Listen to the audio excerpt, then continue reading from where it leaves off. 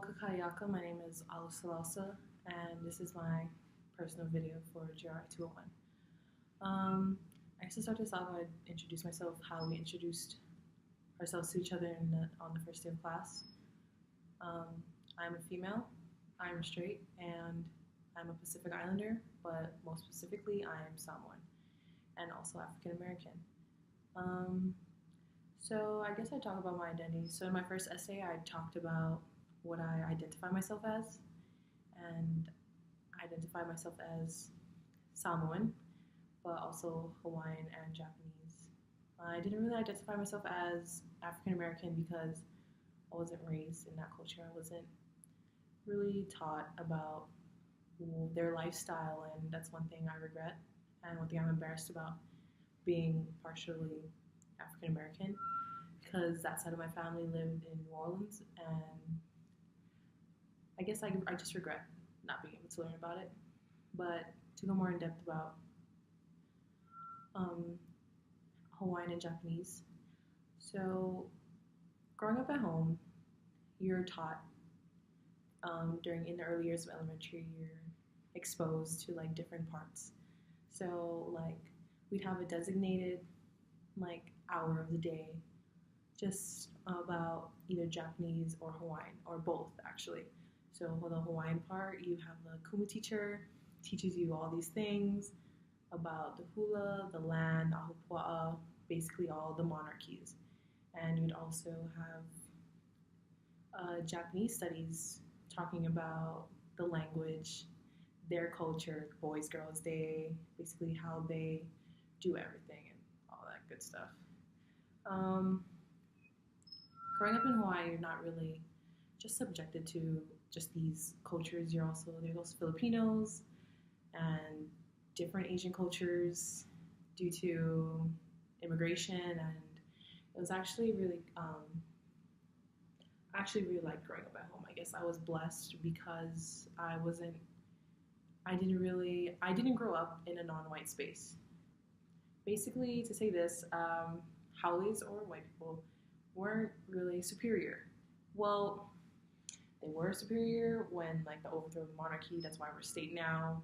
I'll talk about that later. But I didn't really have to watch my tone, the color line, watch what I had to say, because there wasn't really. I guess I was naive and I didn't think about these things.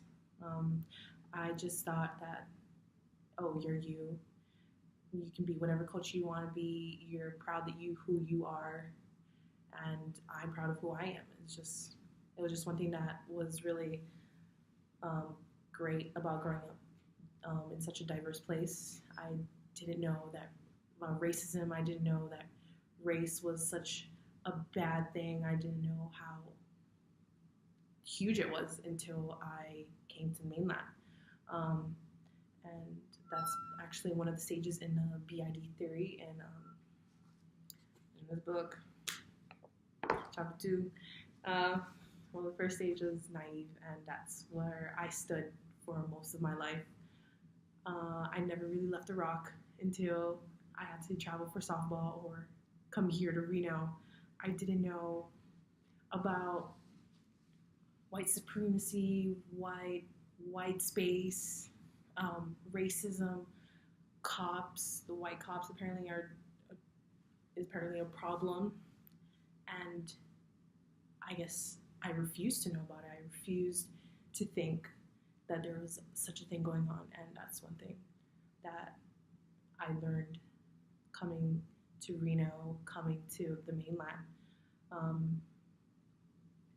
and moving forward to, I guess, the third stage of the theory, which is resistance, which is what I talked about in my second essay, which is the overthrow of the Hawaiian kingdom, how deep inside everyone's hearts of my people from Hawaii,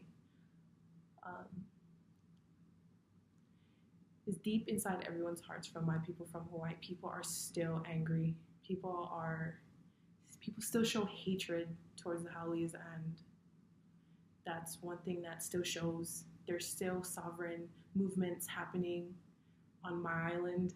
There's still communities that are against everything, every U.S. thing, they want Hawaii to be their own again, and that's one thing that I was also raised up to. That was one thing that I was also a part of, because I didn't even realize that I was a part of a movement until I came here. And coming to GRI, this class was not voluntary. I didn't pick this class. I was put in it by my advisor, and I guess I took a lot from this class. I refused everything. I turned the other cheek. I didn't think that anything of this was going on, and this class made me open my eyes. The different ethnicities that people identify themselves as, different race that people have to go through. No, the different identities that people identified the different identities that people identified themselves as, their troubles and their problems. I really took that in, and I basically compared that to my own, and I thought that was pretty great. That blah blah blah blah blah blah.